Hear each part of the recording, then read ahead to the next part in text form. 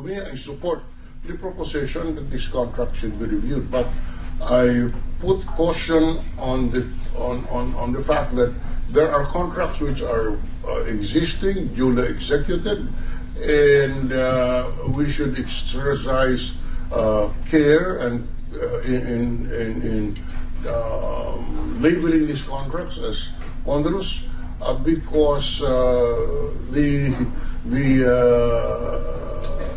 faith of the other parties in the ability of the government to honor its obligations, it's at stake. In other words, mag-iingat tayo dahil sa ito'y kontratang pinasukan ng pamahalaan at kung mayroong pagkukulang, dapat baguhin if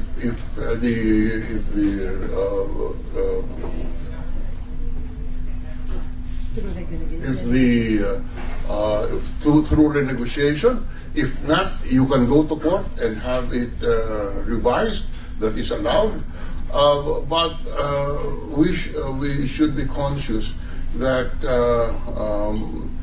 we cannot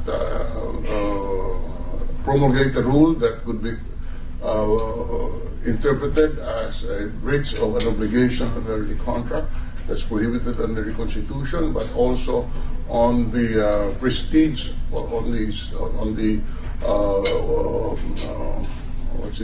prestige of, not prestige, but on the reliability of the government in signing contracts should also be considered, because we cannot just arbitrarily claim that the contract is onerous and terminate it. Mahirap yun.